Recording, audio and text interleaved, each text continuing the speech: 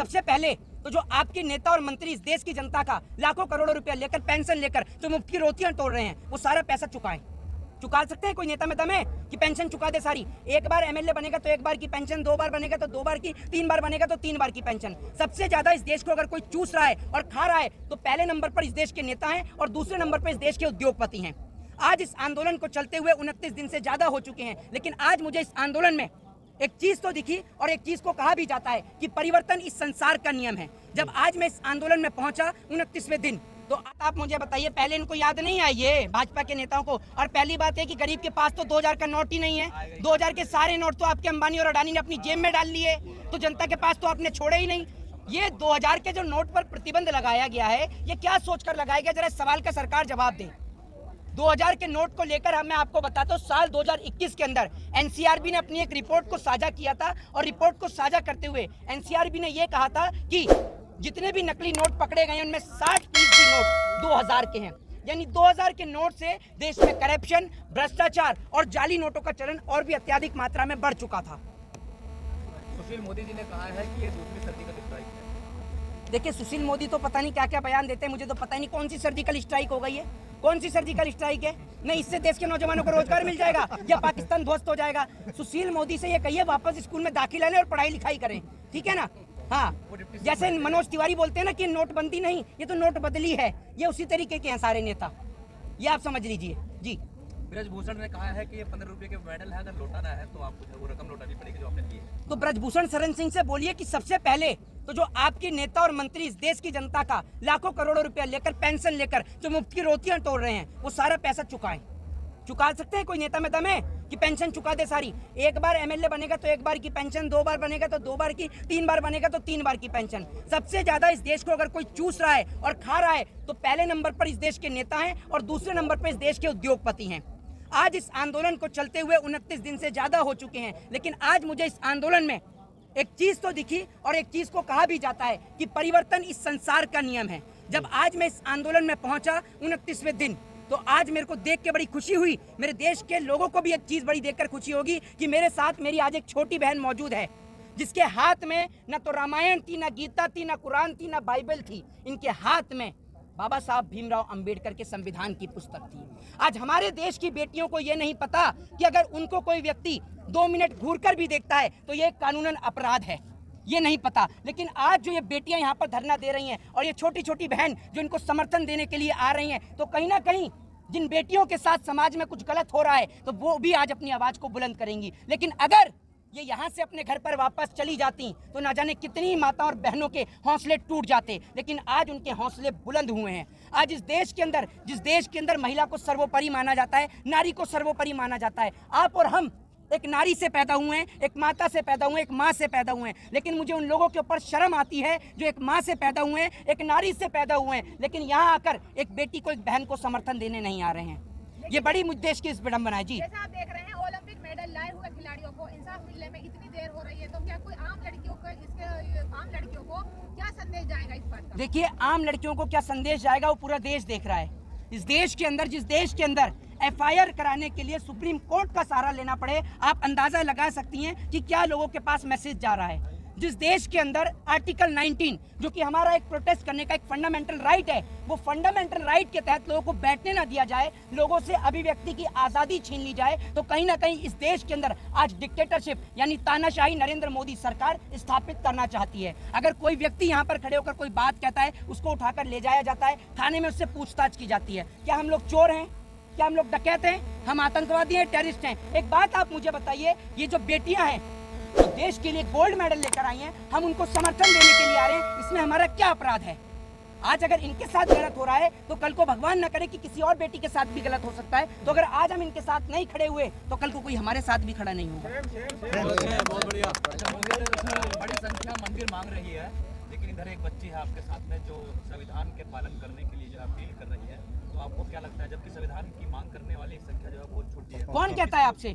कौन कहता है? सुन लीजिए मेरी बात, जो संविधान की अवहेलना करे उसे कहिए कि सबसे पहले स्कूल जाना बंद करे। अगर सब कुछ मंदिर से होता है तो मंदिर में शिक्षा लीजिए, अगर इलाज मंदिर में होता है तो मंदिर के अंदर इलाज कराइए। ठीक है, लोगों की आस्था है, श्रद्धा है मंदिर के अंदर, बिल्कुल लोग पूजते हैं, मानते हैं, लेकिन एजुकेशन अपनी एक अलग जगह है, ठीक है। आप लोगों को धर्म के नाम पर मत लड़ाइए, ठीक है। बुद्ध धर्म को, बुद्धिज्म को क्यों अपनाया था बाबा साहब भीमराव अम्बेडकर ने, ठीक है। सावित्रीबाई फुले ने कथन कहा था कि अज्ञानता मूर्खता का सबसे बड़ा प्रमाण है। जिसके पास ज्ञान नहीं होगा, अज्ञानी व्यक्ति इस देश के लिए सबसे बड़ा खतरा है। जब आपके बच्चों के पास बेहतर शिक्षा होगी, बेहतर एजुकेशन होगी, तो आपके बच्चे पूरे देश के अंदर नाम रोशन करेंगे। एक बात आप मुझे बताइए, एक व्यक्ति जिसने शिक्षा के लिए कड़ी मेहनत करी, सिर्फ शिक्षा हासिल करने के लिए, आप एक बात मुझे बताइए, अगर आपके पास एजुकेशन है तो आप IAS IPS बनेंगे। जो लोग आपको समाज में अछूत बताते हैं, वंचित बताते हैं, जब आप IAS बनते हैं, IPS बनते हैं, तो वही आकर आपके पैर भी छूते हैं और मिठाई का डब्बा भी दे के जाते हैं। ये पावर है देश के संविधान की, with the power of constitution. ये ताकत है देश के संविधान की, ये आप समझिए।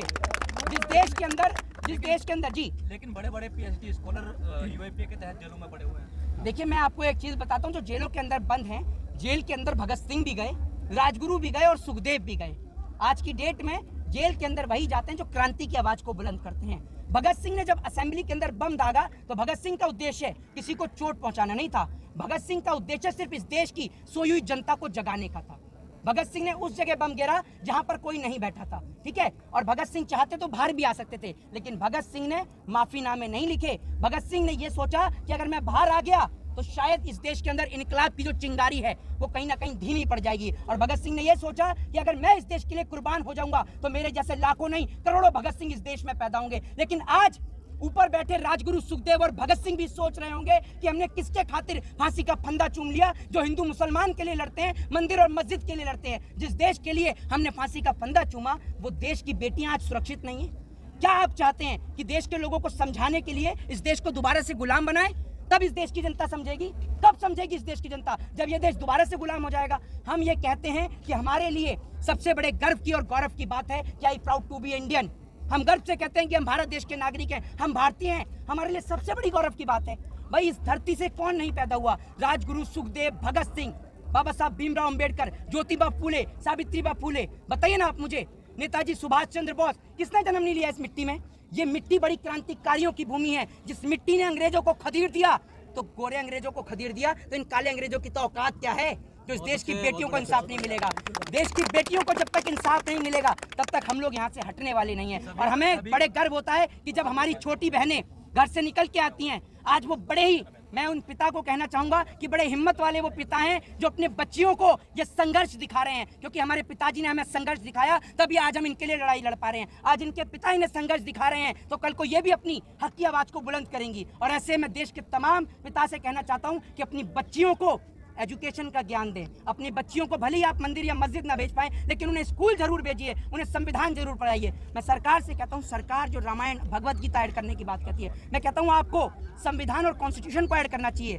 क्या संविधान पढ़ने का हक और अधिकार सिर्फ एक लॉ के स्टूडेंट को है?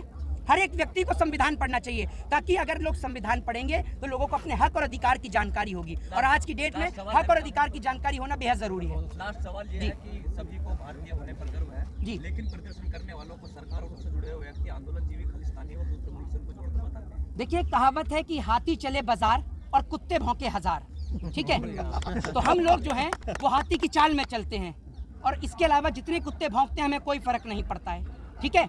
जो लोग कहते हैं कि आज़ादी साल 2014 के बाद मिली, जरा उनसे पूछिएगा कि आपके पापा कौन से स्कूल से पढ़कर निकले हैं।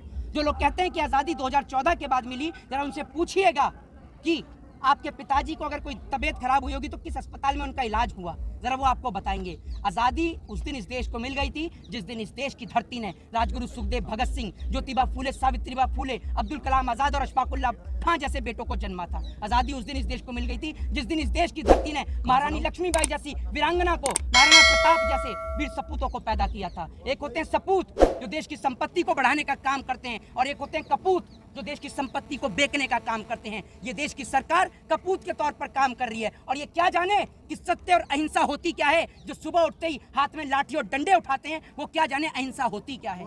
ये तो लोगों को लड़ाना जानते हैं। जी, देखिए जब तक बेटियों को इंसाफ नहीं मिलेगा ये इसी प्रकार से डटी रहेंगे। और आप लोगों का धन्यवाद। जय